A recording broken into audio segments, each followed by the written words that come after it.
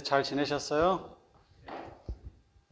이게 마스크가 가려져 있으니까 웃고 계시는지 울고 계시는지 잘 모르겠더라고요. 저도 엊그저께 모처럼 어떤 집사님을 한번 만났는데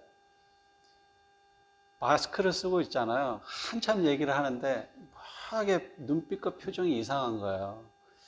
이 집사님이 왜 그러지 하고 나는 열심히 나에 대해서 얘기를 하고 있는데 갑자기 집사님 하시는 말씀이 실례지만 누구시세요? 이렇게 물어보시더라고요. 그래가지고 마스크를 내니까 그 목사님 그러셔가지고 참 좀 당황했었습니다. 11월 1일이잖아요. 제가 요즘에 일하고 있는데 여러분도 아시겠지만은 세월이 너무 빠른 것 같아요. 금방 화요일 되고 제가 일주일에 공항을 2번씩 갑니다. 그럼 올해도 2020년이잖아요. 제가 어렸을 때 보면 공상과학 영화를 보면 이 영화 제목 밑에 딱 보면은 서기 2020년, 뭐 서기 2025년 이렇게 나왔어요. 어렸을 때는 제가 그 2020년이 과연 올려나 하는 생각을 가졌는데 지금 벌써 2020년이에요. 올 초에도 2020년을 맞이해서 정말 하나님을 위해서 우리가 무엇을 할까 하는 생각으로 고민하고 기도했던 때가 엊그제 같은데 벌써 딱 2020년도 2달 남았습니다. 근데 사실 오늘 11월 1일은 저 개인적으로는 정말 잊을 수 없는 날이에요. 우리 옛날에 저 전도사 시절에 우리 담임 목사님께서 저는 새끼 목사라 그랬거든요. 2015년에 제가 안수를 받고 2015년 11월 1일 처음으로 담임 목사로 설교를 했던 날이 바로 오늘이에요. 아마 2015년 달력을 보시면 11월 1일 주일날이 오늘 날짜와 똑같을 거예요. 그런데 벌써 5년이라는 세월이 흘렀습니다. 제가 하나님 앞에 안수를 받으면서 제가 하나님 20년 동안을 내가 하나님께 봉사를 하겠습니다. 하나님이 내게 주신 시간이 있다면 그 20년의 시간 동안을 내가 하나님을 위해서 사용하도록 하겠습니다 하고 고백을 한 적이 있어요. 근데 벌써 5년이 시간이 질렀습니다. 내 개인적으로 하나님께 약속한 시간의 25%를 써버렸어요. 오늘 말씀을 준비를 하면서 나는 과연 5년 동안 정말 하나님이 기쁘시게 했고 하나님이 원하시는 일을 해왔는지, 내가 과연 어떤 것들을 심었고 어떤 것들을 지금 거두고 있는지 나 자신을 돌아보는 계기가 됐습니다. 여러분이 보시면 어떻게 정장도 딱 입고 그래도 번듯하게 생겨가지고 앞에서 말씀을 전하는 것 같은데요. 저도 사실 예수를 믿기 전에는 정말 세상의 사람들은 죄로는 정죄는 안 하지만 하나님의 말씀 앞에 부끄럽기 짝이 없는 일들을 굉장히 많이 했어요. 그런 저를 성도로 세워주신 것도 모자라서 말씀을 증거하는 자로 세워주셨다는 것에 너무나 감사한 것입니다. 그리고 또 5년의 세월을 뒤돌아보면 하나님 앞에 너무나 부끄럽고 죄송하고 미안하면서도 또 감사하는 그런 여러 가지 마음들이 설교를 준비를 하면서 교차가 됐어요. 여러분들도 아시다시피 지난주일은 종교개혁주일이었습니다. 정말 교회가 세속화되고 권력화가 되고 대형화가 되고 부패해지니까 새로운 개혁자들이 생겨나는 것처럼 오늘날에도 마찬가지로 교회들이 많이 타락했고 부패했고 세속화되었다고 사람들은 얘기를 합니다. 많은 사람들이 교회를 향해서 손가락질을 해요. 그럼에도 불구하고 하나님께서는 하나님의 계획에 따라서 하나님의 역사를 이루어가고 계시는 것을 보면 우리 하나님은 정말 대단하신 분이다 하는 생각을 듭니다. 이 말씀을 준비하는 가운데서 이게 칼럼을 제가 한번 읽게 됐어요. 많은 사람들은 교회를 향해서 손가락질을 하는 그 이유가 무엇일까 생각을 해봤습니다. 그런데 제가 개인적으로 생각하는 것은 많은 사람들이 세상 가운데서 자신은 죄를 짓고 있지만 교회는 그래도 깨끗하기를 바라는 마음이 있지 않았을까. 우리도 애증이 있기 때문에 자꾸 어쨌든 간에 관심을 가지고 그것을 계속 관심을 가지고 보는 것처럼 세상 사람들도 자기는 하기는 힘들지만 교회는 그래도 저것만큼은 그래도 세상 가운데 깨끗함을 유지하고 세상과는 조금 구별되기를 원하는 마음이 있지 않을까. 그래서 교회를 욕하지만 그 이면에는 교회를 향한 기대, 곧 하나님에 대한 기대가 있지 않을까 하는 생각을 갖습니다. 근데 2015년에 한국에서 인구주택 총조사를 했었어요. 근데 2015년 이전까지는 크리스찬들이 한국에서 약 1200만 명 정도 됐답니다. 근데 2015년 인구 총조사를 하면서 그 그리스도인의 인구가 얼마로 줄었냐면 967만 명으로 줄었어요. 그 중에서도 가나안 성도라고 있다 그러더라고요. 신조라는데 교회를 안 나가는 성도들. 예수는 믿지만 교회를 나가지 않는 성도가 약 200만 명 정도 된답니다. 그래서 이 교회를 떠난 청년들, 사실 저도 유나이티드 처치에 있지만 거의 노인분들밖에 없어요. 젊은 청춘들이 없습니다. 그래서 이 젊은 청년들에게 왜 교회를 떠나는지에 대한 질문을 했는데 크게 두 가지로 나눠져요. 첫째는 교회 지도자와의 관계에서 문제가 있고, 두 번째는 교인과의 관계 속에서 문제가 있는 거예요. 근데 교회 지도자와의 관계 속에 보면 교회 운영에 대한 불만이나 또는 교역자 본인에 대한 불만이나 또한 교회에서 과다한 헌신을 요구하기 때문에 교회가 나가기 싫다고 얘기하는 사람들이 자그마치 70%나 됩니다. 청년들의 얘기예요. 그리고 또한 교회 내에서 관계를 보게 되면 교회가 너무 배타적인 분위기를 가지고 있다. 또 교인에 대한 상처를 받았다. 그래서 교회를 떠났다 하는 사람들이 50%가 됩니다. 그러면서 마지막에 이렇게 써놨더라고요. 다 줄어가고 있는데 유일하게 늘어난 것은 목사다. 어찌 보면 이 글을 보면서 우리 사사시대에 레위인을 닮아가는 그런 모습이 아닌가 하고 참 슬펐습니다. 이 코로나 사태 이후에 많은 교인들이 어떠한 모습으로 살아갈까? 그리고 과연 이것이 진정되고 나면 많은 사람들이 다시 코로나 사태 이전의 모습으로 되돌아올까? 생각을 해봅니다. 제가 다니는 이 교회 자체도 지난 3월 달부터 시작해서 지금 9월이니까 벌써 10월이죠. 11월 대가 거의 한 7개월, 6개월 교회를 못 나갔습니다. 그런데 더 슬픈 것은 내년 봄까지 교회를 크로스할 예정이라고 얘기를 합니다. 연합교회 안에서는 연합교회 교인들 자체는 내년 봄까지는 사실상 교회를 나가기 힘든 상황이에요. 그러면 과연 교인들의 모습은 어떻게 변해갈까 하는 궁금증이 있는 것이 사실입니다. 교회를 못 나가요. 함께 모일 수도 없는 처지 가운데 있습니다.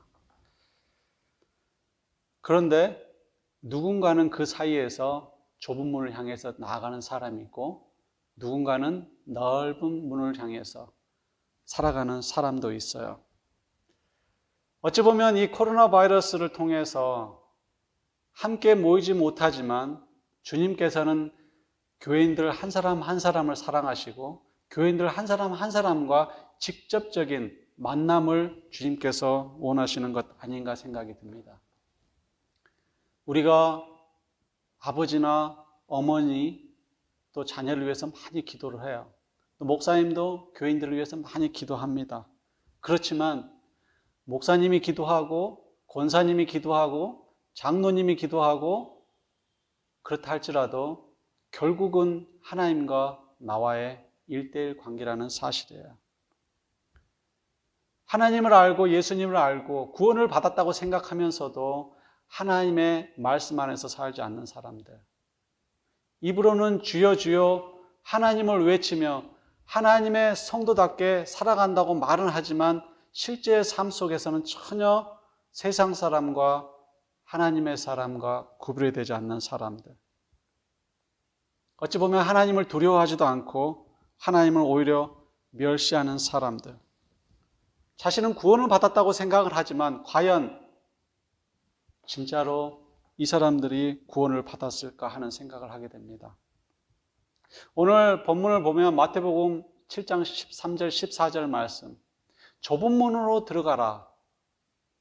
멸망으로 인도하는 문은 크고 그 길이 넓어서 찾는 이가 많다고 얘기를 합니다. 그런데 생명으로 인도하는 문은 그 문이 작고 협착하여 찾는 이가 적다고 얘기를 해요. 근데 똑같은 본문이 누가복음 13장 24절 이하에 쭉 설명이 되어 있어요. 조금 더 설명이 되어 있어요. 좁은 길로 들어가기를 힘쓰라. 그래서 주인이 그 문을 닫아버리면 너희들이 와서 문을 두드리고 그리고 열어달라고 얘기를 할 거라. 그럴 때 주인이 나는 너를 모른다. 나를 떠나가라. 얘기를 합니다. 그때 다시 그 사람들이 그 문 앞에 서서 이렇게 얘기를 하는 거예요. 주님, 우리가 주님과 함께 먹고 마셨지 않습니까? 그리고 주님이 우리를 가르쳐 주시지 않으셨습니까? 그럴 때 그 주인이 하는 얘기가 나는 너희를 알지 못한다. 행악하는 자들아 나를 떠나라 하고 말씀하셨어요. 여전히 우리가 입술로는 주여 주여 하면서도 그 예수님을 바라보면서 힘쓰게 선한 싸움을 살아가는 것이 아니라 세상 가운데 자신이 하고 싶은 거 다 하는 사람들, 이런 사람들은 주님이 모르신다고 하는 말씀입니다. 세상 사람들한테 얘기하는 말씀이 아니에요.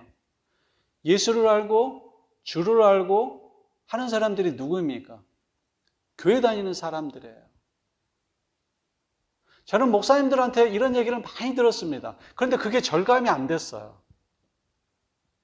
그런데 정말 교회 안에서 생명을 가지고 구원받을 수 있는 사람들이 과연 몇 명이나 될까? 그 부분에 대해서 계속해서 생각을 하게 됩니다. 오늘 분명히 성경에서는 생명으로 인도하는 문과 멸망으로 인도하는 문 두 개의 문이 있다고 얘기를 하고 있어요. 인생을 살아가면서 우리는 생명의 길로 가든지 아니면 멸망의 길로 가든지 둘 중에 하나입니다. 반드시 그 문을 통과하게 돼 있어요. 그런데 세상의 문은 있잖아요. 우리가 그 문을 통과하지 못하면 어떻게 합니까? 들어갈 수 있는 방법이 딱 한 가지 있어요. 부셔버리면 됩니다.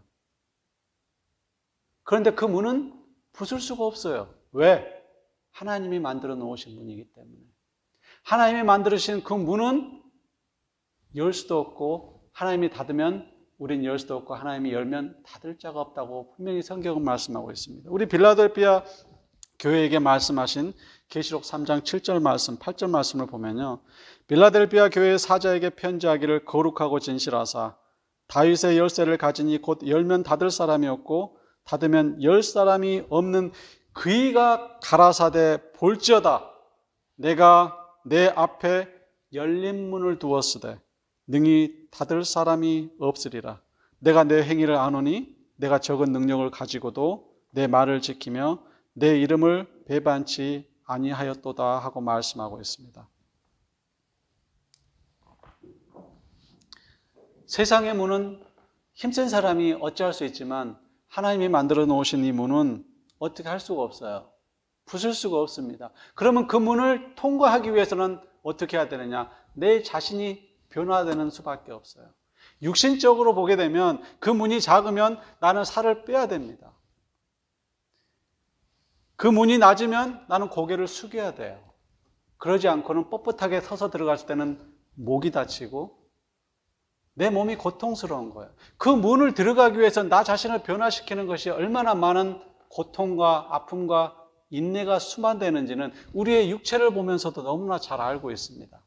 그런데 우리의 영적인 일, 하나님의 일에 대해서는 보이지 않고 잡히지 않기 때문에 그것이 그저 먼 일로 느껴지는 것이 사실이에요. 고통이 따르고요, 인내가 따르고 희생이 따르고 헌신이 따르고 대가를 치러야지만이 그 문을 들어갈 수 있다는 사실입니다. 저는 처음에 예수 믿었을 때 목사님들이 믿으면 구원받는다. 좀 진짜 그런 줄 알았어요. 믿으면 다 천국 가는 줄 알았습니다.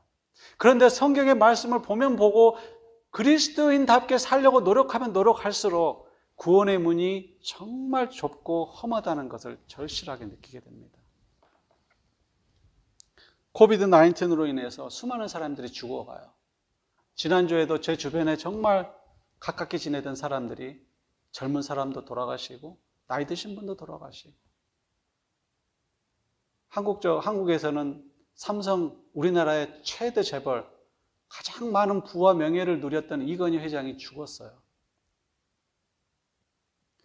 가깝게는 또한 제가 알고 계시는 한의원 원장님도 죽으셨어요. 갑자기 돌아가셨습니다. 제가 보기에는 그분은 큰 집도 가지고 있어요.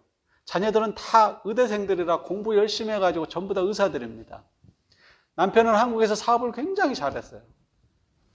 그런데 그분이 한의사이기 때문에 제가 병원에 갈 형편이 안 됐을 때 정말 많이 도와주신 분입니다. 제가 허리를 다쳐가지고 겨울이 되면 굉장히 허리가 아파요. 이분한테 가서 치료를 받고 그랬었습니다. 늘 부러웠어요. 정말 이 사람은 행복하겠구나. 부러울 것이 없겠구나. 그런데 천하를 다 갖고도 생명을 잃어버리면 그 무슨 소용이 있겠습니까? 이건희 회장, 그 한의원 원장님 아무것도 가지고 가지를 못해요. 이건희 회장님이 남겨준 그 유산이 18조라고 얘기를 합니다. 저는 상상을 할 수 없어요. 근데 저는 그 사람들은 그 재산에 대한 상속세가 어떻고 앞으로 차가 비싼 차들이 얼마나 되고 막 이런 얘기를 하는데 제 마음속에는 딱 한 가지 생각이 밖에 없었어요. 저 사람들이 과연 구원받았을까? 정말 저 사람들이 구원받았을까? 저의 관심은 딱 그거였어요. 세상에서 많은 것들을 누리고 산다 할지라도 우리는 영생을 믿는 믿음의 사람들인데 정말 저 사람들이 구원을 받았을까? 가난하고 병들고 힘들지만 지금 당장 주님이 오라고 하신다 할지라도 내가 주님과 살 수 있는 영생을 누리고 하나님 나라에 들어갈 수 있다면 그 얼마나 가치 있는 일이겠습니까? 그런데 내가 하나님을 만났는데 하나님이 오늘 본문에서 말씀하신 것처럼 내가 너를 모른다 하면 어떡할 거예요? 나는 말씀을 준비하면서 이런 생각을 좀 했으면 좋겠습니다. 나는 정말 온전한 믿음을 소유하고 있는가? 나는 정말 고난의 길, 좁은 문, 하나님이 원하시는 그 길을 걸어가고 있는가? 그렇다면 나는 정말 온전한 믿음을 소유하고 있는가? 하나님이 원하시고 하나님이 기뻐하시는 그 믿음을 내가 소유하고 있는가? 그 믿음을 가졌다면 내가 예수를 믿기 전과 예수를 믿은 후에 나의 삶의 모습은 과연 어떤 모습인가? 나는 정말 변화되고 있는가? 나는 정말 주님을 닮아가고 있는가? 지금도 여전히 세상 속에서 고통하면서도 주님의 인격을 닮아가기 위해서 세상과의 선한 싸움을 여전히 하고 있는가 하는 질문이에요. 지금 당장 주님이 나를 부르시면 나는 천국에 갈 수 있는가?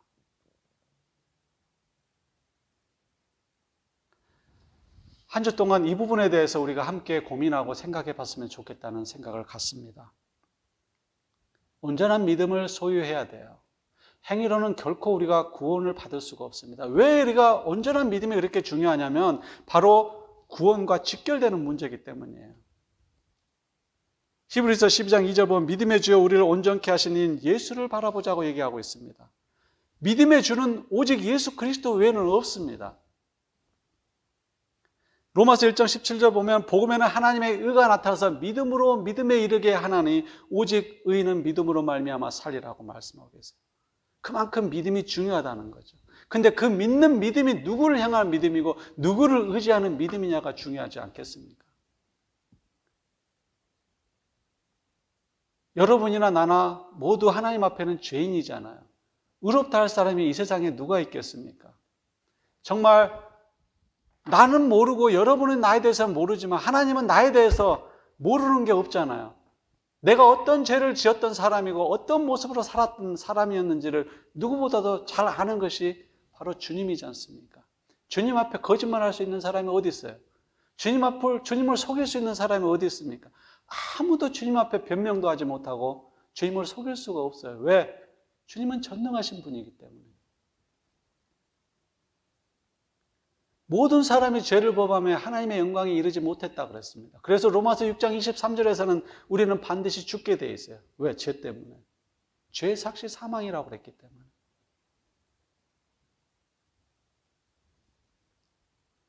그런데요, 예수님께서 그 죄의 문제를 해결해 주셨잖아요. 마태복음 1장 21절에도 말씀하신 것처럼 예수의 이름 자체가 구원의 사람, 구원자, 자기 백성을 저희 죄에서 구원할 자가 바로 예수님이라고 성경은 분명히 말씀하셨어요. 영원한 사망 가운데 처할 수밖에 없는 죄인, 나 같은 죄인, 사람 앞에 감히 얘기할 수 없는 수많은 죄를 저지른 용서받지 못할 죄인인 나를 위해서 예수님께서 십자가에 죽으셨다는 사실입니다. 어찌 보면 그 은혜 때문에 살아가고 있는지도 몰라요.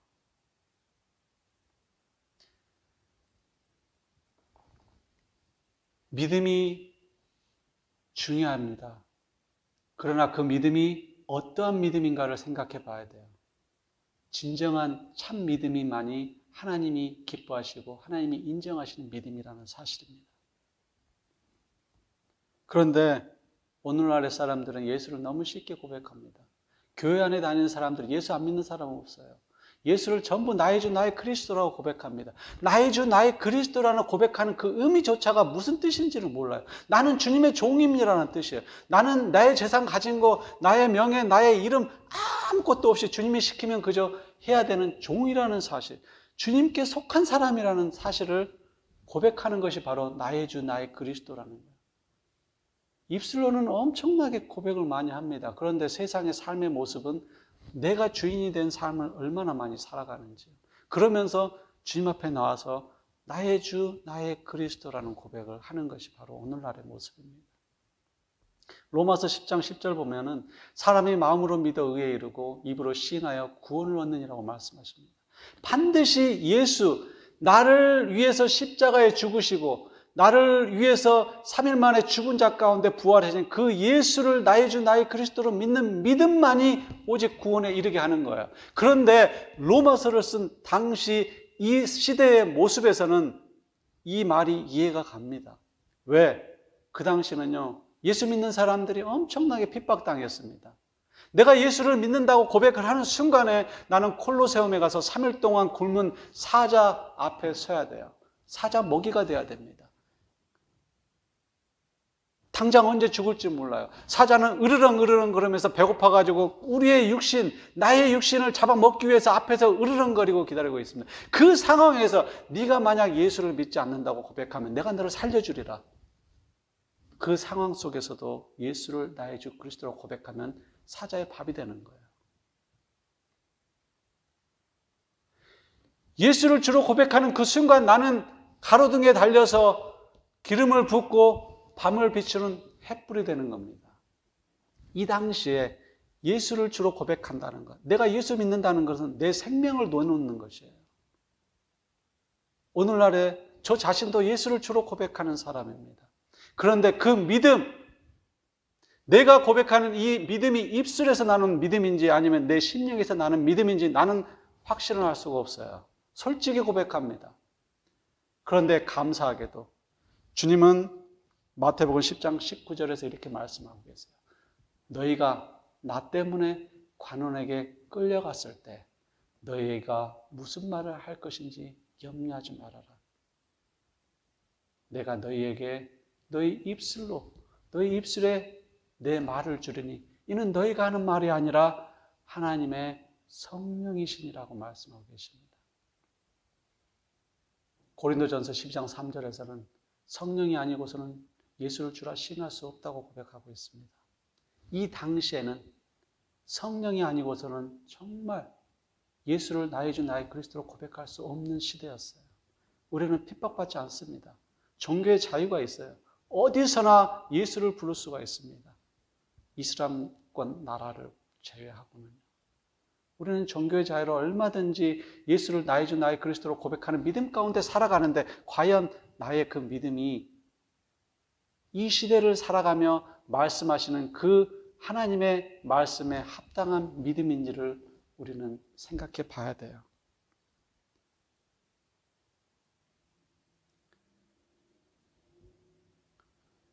우리는 우리 안에 예수를 주로 고백하고 우리 심령이 예수 그리스도의 보혈로 깨끗함으로 말미암아 하나님의 영이 우리 안에 내주해 계시잖아요.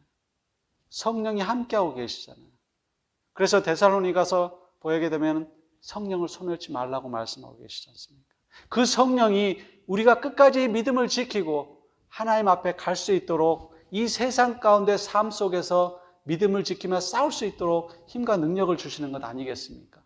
우리가 정말 그리스도의 사람이라고, 우리가 정말 믿음을 가지고 주님을 나의 주 그리스도로 고백하는 사람이라면 그리스도인답게 같이 살자고 하는 것이 바로 제가 여러분에게 드리고 싶은 말씀이고, 성경이 또 여러분에게 그렇게 말씀하시는, 저에게 그렇게 말씀하시는 거예요. 너가 정말 그리스도인이냐? 그러면 하나님의 말씀대로 순종하며 살아라.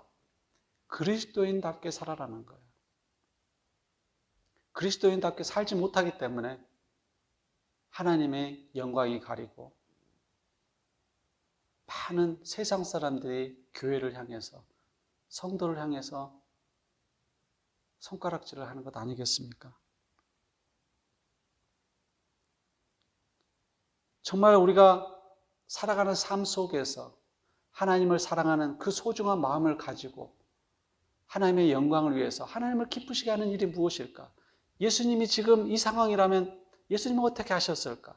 늘 주님 앞에서 살아가는 그런 삶을 통해서 예배가 이루어지고 우리 안에서 그리스도의 향기가 바라게 될 때 그것이 세상 가운데서 믿지 않는 자들의 입술을 통해서 하나님께 영광 돌리는 일 아니겠습니까? 좁은 문을 향해서 걸어가는 것, 이거는 정말 괴로운 일이에요.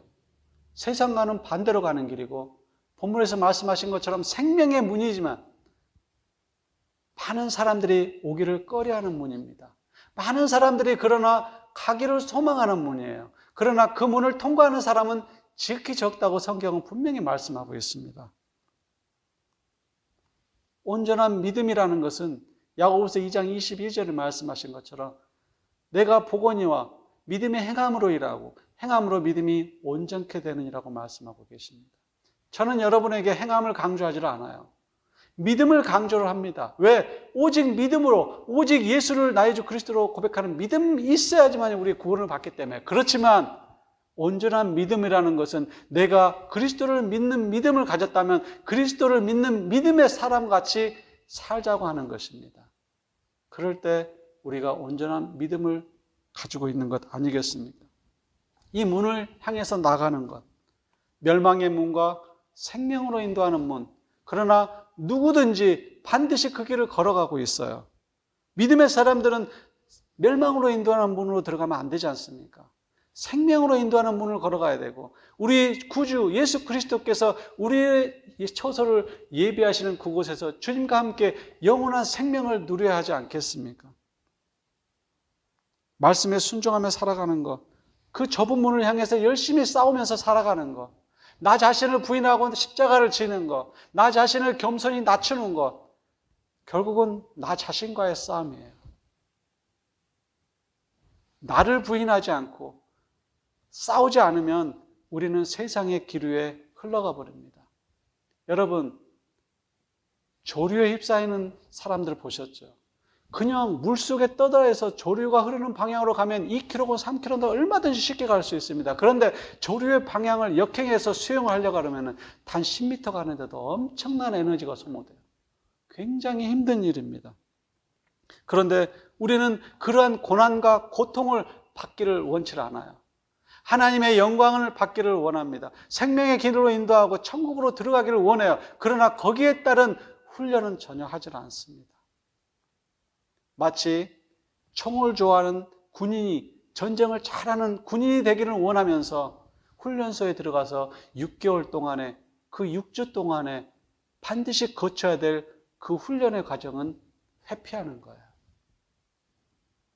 로마서 8장 17절 보면 자녀이면 또한 후사, 곧 하나님의 후사요 그리스도와 함께한 후사니 우리가 그의 함께 영광을 받기 위하여 고난도 함께 받아야 될 것이라고 말씀하고 계십니다. 우리가 하나님의 자녀라면 예수 그리스도를 통해서 예수 그리스도를 위해서 받는 그 고난을 반드시 함께 해야 된다고 말씀하고 있는 것입니다. 고난 없이 아름다운 열매는 맺히지 않아요. 고난 없이 우리의 인격은 성숙되지 않습니다. 고난 없이 얻어지는 건 아무것도 없어요. 만약 고난이 없는데 내 앞에 많은 열매들이 맺히고 있다고 생각하면 내가 정말 제대로 길을 걸어가고 있는지, 내가 정말 하나님을 향해서 걸어가고 있는지, 하나님이 나와 동행하시는지 반드시 물어봐야 됩니다. 우리 어린아이들도 그러잖아요. 막 졸라요, 어린아이들이. 그럼 부모가 귀찮아서 그냥 해줘 버립니다. 그런데 그 마음은 있을까요? 없어요. 하나님은 분명히 내 이름으로 무엇이든지 구하라 그래야만 내가 시행하려 약속하셨습니다. 막 구해요. 근데 하나님은 원치는 않으십니다. 그런데 구하는 그 자녀, 끊임없이 간구하는 그 자녀를 위해서 해줘요. 그런데 하나님은 함께하지 않아요. 얼마나 비참한 환경입니까? 우리는 세상을 살아가면서 많은 것들을 행하려고 해요. 그런데 그 무엇도 우리의 행위로는 구원을 받을 수가 없어요. 온전한 행위의 모습을 보여주신 분이 바로 예수님이지 않습니까? 그것을 어디서 보여주셨냐? 바로 십자가에서 보여주셨어요. 하나님에 대한 온전한 순종, 온전한 믿음, 거기에는 무엇이 들어있느냐? 바로 사랑과 용서라는 것이 들어있습니다. 우리를 사랑하셨기 때문에. 의인도 아니고 선인도 아닌 그 죄인을 위해서 하나님께서 자기 스스로를 십자가에 못 박아 죽으셨잖아요. 이처럼 큰 사랑이 어디 있습니까? 십자가에 매달려서 피 흘리고 거기 있는 예수님을 향해서 야, 너는 많은 병자도 고쳤고 죽은 사람도 고쳤잖아. 죽은 사람도 살렸잖아. 내려와봐. 그럼 내가 너 믿어줄게. 하나님 내려오시지 않겠습니까? 하나님 내려오실 능력이 없습니까? 하나님이 내려오셨으면 우리의 구원은 없는 거예요. 주님은 앞에 있는 부끄러움을 참으셨어요. 왜? 앞에 있는 영광을 보시고. 십자가의 형은 저주를 받는 사람들이 받는 형틀이지 않습니까? 많은 사람들이 비웃고 조롱하지만 끝까지 참으시고 마지막에 말씀하시잖아요. 주여, 저들을 용서해 주시옵소서. 저들이 하는 것을 알지 못하나이다. 정말 우리는 하나님에 대한 그 사랑, 우리에 대한 용서, 주님이 우리에게 베풀어 주신 그 사랑과 용서를 우리는 우리의 삶 속에서도 얼마든지 행할 수 있다고 주님은 말씀하고 계세요. 그거를 행하면서 살으라고 얘기를 하고 계십니다. 보이지 않는 하나님, 잡히지 않는 하나님, 그 하나님을 나는 사랑한다고 하는데 어떻게 나타낼 거예요, 나의 사랑을? 그 사랑의 방법이 바로 이웃을 내 몸같이 사랑하는 것 아니겠습니까? 나에게 죄 지은 자를 용서하는 것 아니겠어요? 그게 얼마나 힘든지를 저는 압니다. 너무나 힘들어요. 너무나 고통스럽습니다. 쉽게 안 돼요. 내 힘으로는 결코 할 수가 없는 것입니다. 제가 정말 힘들고 어렸을 때 어려웠었어요. 오로라에 살 때 우리 권사님 잘 아시겠지만 그 집 지하예요. 겨울에 16도입니다. 온도가. 창문이 꽁꽁 얼어요. 그렇게 추운 데 있었습니다. 그런데 10개월을 탁 지내고 나서 집을 나갈 수밖에 없는 형편 가운데 갈 데가 없어요. 천벌 가도 어디를 가겠습니까? 그런 가운데 지금 살고 있는 우리 집주인이 저를 받아줬어요. 이 집주인은 정말 슬픈 사연을 갖고 있습니다. 그 집 주변에 200에이커, 가로로 세로로 200에이커가 자기 땅이에요. 자기 아버지 땅. 엄청나게 넓어. 그게 좀 불과 10여 년 전입니다. 아버지가 굉장히 많이 아프셨어요. 근데 그 가정에는 딸이 3명이에요. 근데 지금 우리 집주인은 큰딸입니다. 이 큰딸인데 왈가닥해요. 그래서 활동적이고 남성 같습니다. 그래서 아버지를 굉장히 좋아해가지고 농장의 일을 굉장히 많이 도왔어요. 그래서 거의 농부같이 생활합니다. 근데 두 딸은 그렇지를 못해요. 연약하고 가정에 있는 걸 좋아하고 어머니와 함께 살았어요. 어떻게 보면 성경에서 야곱과 에서 같은 그런 느낌이 들어요. 그런데 아버지가 돌아가셨어요. 이 큰딸이 정성껏 봉양을 했습니다. 아버지가 돌아가셨어요. 아버지 돌아가시면서 이제 유언으로 자기에게 남긴 재산도 있었습니다. 10년 전에 그 얘기 들은 얘기로는 그 땅이 500만 불에 팔았어요. 엄마가. 근데 우리 집주인에게 남겨진 그 유산을 유언장을 바꿔가지고 그 집까지도 모조리 다 싹 팔아버렸습니다. 이 집주인은 갈 데가 없었어요. 가장 사랑해야 되고 가장 사랑받아야 될 어머니와 자매들에게 배신당한 겁니다. 이 빼빼댔던 사람이요, 얼마나 스트레스 받아가지고 그걸 먹는 걸로 풀었는지 이렇게 뚱뚱해졌어요. 지금도요, 화병이 들어가지고 매일 약을 먹지 않으면 견딜 수가 없을 만큼 고통스러운 가운데 있어요. 그러면서도 아버지 어머니 결혼기념일이면 오늘이 무슨 날인지 아니? 우리 아빠 엄마 결혼기념일이야. 오늘이 우리 엄마 생일이야. 오늘이 내 조카 생일이야. 오늘이 우리 동생 결혼기념일이야. 무슨 뜻이겠어요? 보고 싶은 겁니다. 그런데 용납이 안 되는 거예요. 그 소식을 듣고 제가 얼마나 가슴 아팠는지 모릅니다. 그래서 내가 우리 집주인한테 얘기해, 야, 용서해라. 용서해라. 하나님은 7번씩, 70번씩이라도 용서하라고 그러지 않았니? 그런데 용서가 안 된대요. 나보고 그런 얘기 하지 말라고 그럽니다. 우리는 저녁마다 집사람과 같이 주인을 위해서 기도해요. 용서하는 마음을 품어주게 하소서. 사람으로는 할 수 없으되 하나님은 능치 못하시니 하나님의 그 사랑과 은혜를 베풀어 주셔서 가족이 하나가 되게 하여 주시옵소서. 이 어머니도 80이 넘습니다. 각종 암에 걸려 있어요. 사실 오늘 당장 주님이 부르셔도 할 말이 없을 정도로 그렇게 연약한 가운데 있는데 그 물질에 대한 욕심 때문에 가족이 이런 지경까지 이르렀습니다. 결코 용서할 수가 없잖아요. 저 자신도 마찬가지입니다. 저 자신도 아시는 분은 아시겠지만 저는 캐나다에서 13년을 살았어요. 그 가운데 8년을 불법 체류자로 살았습니다. 정말 괴로웠어요. 처음에는요, 그 비바버스를 탔는데 그 비바버스의 승차 그 표 관리하는 사람이 저는 경찰인지 알고 기겁을 했어요. 너무 두려웠습니다. 차를 운전하면서도 옆에 경찰차가 지나가면 혹시나 나 잡지 않을까 두렵고 떨렸어요. 그런 상황 가운데서도 하나님께서는 보호해 주셨습니다. 그리고 목사 안수를 받으면서 조금씩 변화되는 삶을 하나님께서 인도해 주셨어요. 그런데 정말 저를 힘들게 하는 분이 계셨어요. 그 집사님. 첫 설교하면서 하는 얘기가 죄에 대해서는 설교하지 마세요. 교회가 무슨 거룩한 곳입니까?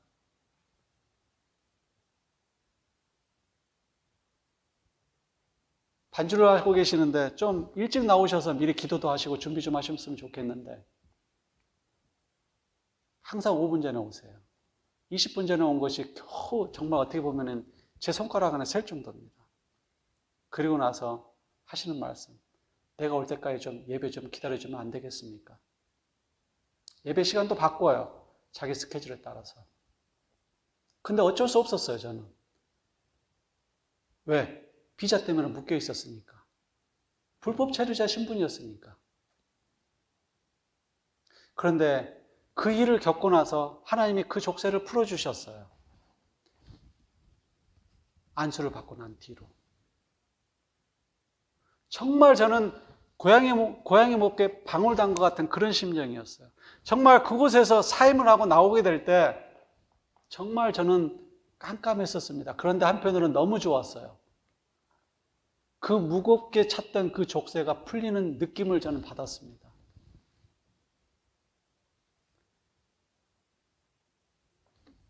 그분을 저는 용서를 하려고 했어요.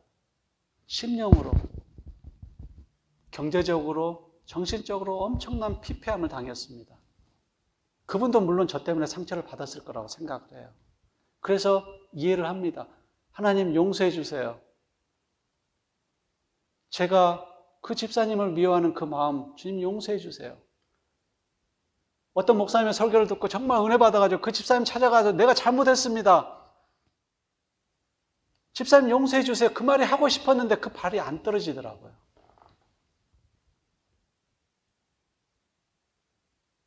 (3년이라는) 시간이 지났음에도 여전히 내 마음속에 그게 있다는 사실을 최근에 깨달았어요. 설교 준비를 하고 있으면서 그 집사님의 어머니인 권사님이 저한테 전화를 해주셨어요. 그 전화를 받는 순간 정말 저는 받기 싫었습니다. 내 마음속에서는 용서하고 이제는 좀 편안하게 지낼 것 같았는데 그 전화벨이 울리는 순간 정말 받기 싫었어요. 정말 저는 미운 마음이 또 생기는 거예요.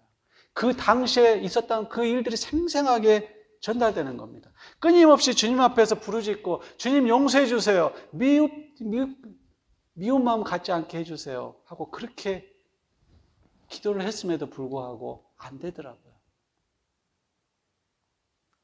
저는 가짜 목사입니다.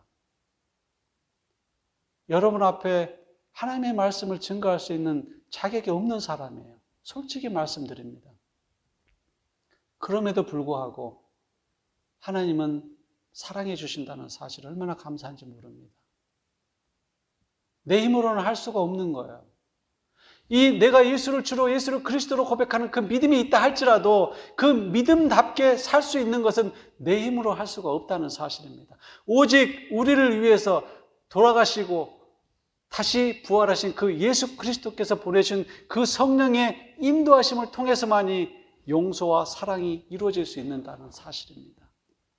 그러나 여러분, 제가 여러분과 제 자신에게 다짐하는 건 딱 이거예요. 쓰러질 수 있습니다. 넘어질 수 있어요. 미워할 수 있습니다. 그러나 그것이 하나님이 싫어하시는 것이라는 아는 순간 하나님 앞에 무릎 꿇고 하나님의 성령의 능력을 덧입고 주를 향해서 한 걸음씩 한 걸음씩 나아가는 것이에요. 그것이 우리가 좁은 문으로 들어가는 것, 생명의 문으로 들어가는 것 아니겠어요? 오늘 그 마음을 가지고 있다 할지라도 내일 또 넘어져도 상관없습니다. 또다시 하나님 앞에 무릎 꿇고 하나님 힘 주세요. 사랑하게 해주세요. 용서하게 해주세요. 믿음의 길을 걷게 해주세요. 주님께 기도하고 다시 일어서 가는 거예요. 이거는 일주일 내내 세상 가운데서 자신의 욕심대로 살다가 일주일에 겨우 한 번 주일 교회에 나와서 하나님 내가 죄를 졌습니다. 용서해 주세요 하고 또 나가서 세상에 죄를 짓고 살아가는 그 모습과는 다른 모습입니다. 끊임없이 나 자신과 싸우면서 끊임없이 주님을 바라보고 주님이 과연 기뻐하시는 것이 무엇인지를 생각하는 가운데 싸움을 하는 그 모습들이에요. 주님이 얼마나 기뻐하시겠습니까? 우리는 결코 우리의 능력으로 하나님 나라에 들어갈 수가 없어요. 오직 하나님만이 그 일을 이루실 수 있는 분입니다. 그러나 우리는 이 땅 가운데 우리를 위해서 죽으신 그 예수 그리스도를 위해서 살면서 주의 자녀답게 살기 위한 몸부림은 쳐야 되지 않겠습니까? 비록 실족하고 낭망한다 할지라도 오뚜기와 같이 다시 일어서서 그 길을 걸어갈 때 주님은 마지막 때에 내가 너를 사랑한다고 하시지 않겠어요? 저는 여러분들에게 이런 말씀을 하고 싶은 거예요. 단 하나라도 우리가 말씀대로 살아보도록 노력하고 몸부림치고 애써보자는 것입니다. 그것이 힘들고 어렵다 할지라도 당장 오늘 내가 주님 앞에 고백하고 내일 쓰러진다 할지라도 끊임없이 내 안에서 주님을 향한 갈망과 말씀에 대한 순종으로 성령의 능력을 덧입혀서 그 좁고 험하지만 그 길을 향해서 걸어가는 것을 주님께서 기뻐하시는 줄 믿습니다. 우리 모두 마지막 때는 반드시 있게 마련이잖아요. 나이 많이 먹었다 그래서 나이가 어리다 그래서 나는 50살, 60살 더 살 수 있다고 보장할 수가 없지 않습니까? 지금 과거의 어떤 모습은 상관없어요. 지금 이 순간만이라도 바로 결단을 하고 의지를 가지고 우리가 하나님을 위해서, 하나님을 기뻐하시는 일을 위해서 살기를 몸부림친다면 내일 다시 넘어진다 할지라도 끝까지 주님을 바라보며 십자가를 향해서 걸어간다면 주님께서는 마지막 그 생명으로 인도하는 문 앞에 서서 우리를 반갑게 맞이해 주시지 않겠습니까? 여러분, 세상을 향해서 나가는 것보다 주를 향해서 가는 게 훨씬 힘들잖아요. 넓고 편한 길이 결코 아니지 않습니까? 그러나 우리에게는 우리 혼자만이 걸어가는 길이 아니라 주님이 나의 손을 잡고 함께 걸어가 주시잖아요. 이 코로나 시대에 얼마나 많은 사람들이 정말 진심 어린 예배를 통해서 하나님 앞에 가는지 저는 모르겠어요. 그러나 여기에 계시는 우리만이라도 정말 마음을 뜨겁게 촛불 하나하나를 밝혀서 이 교회를 따뜻하게 하고 내 주변을 따뜻하게 하고 이웃을 따뜻하게 해서 예수 그리스도의 사랑으로 다 사랑하고 나는 비록 용서할 수 없지만 하나님의 능력을 덧입어서 용서하여 관계가 회복되고 함께 하나님 나라로 들어갈 수 있는 우리 모두가 되시기를 주님의 이름으로 축원드립니다. 우리 잠시 기도하겠습니다. 아버지 하나님, 정말 좁은 길로 들어가는 것은 힘든 일입니다. 이 세상의 문에는 멸망으로 인도하는 문이 있고 생명으로 인도하는 문이 있는데 멸망으로 인도하는 문은 그 문이 커서 많은 사람들이 그곳을 찾지만 생명으로 인도하는 문은 좁았고 그 길이 협착해서 찾는 이가 적다고 말씀하셨습니다. 많은 사람들이 그 좁은 문을 향해서 걸어가고는 원하지만 실질적으로 그 문을 통과할 수 있는 사람은 적다고 말씀하셨습니다. 하나님 아버지, 우리가 이 땅 가운데 예수를 나의 주 그리스도로 고백하는 가운데 있습니다. 주님 마지막 때 우리를 모른다 하지 말아 주시옵소서. 비록 우리가 연약하고 우리가 넘어지고 우리가 쓰러지지만 다시 한번 주를 붙잡고 십자가를 향해서 열심히 성령의 능력으로 주를 향해 나아가기를 원합니다. 주님, 끝까지 믿음 지킬 수 있도록 허락하여 주시고 변질되지 않는 믿음을 통해서 온전한 믿음을 통해서 하나님 앞에 나아가는 우리 모두가 되게 하여 주시옵소서. 예수님 이름으로 감사하며 기도드립니다. 아멘.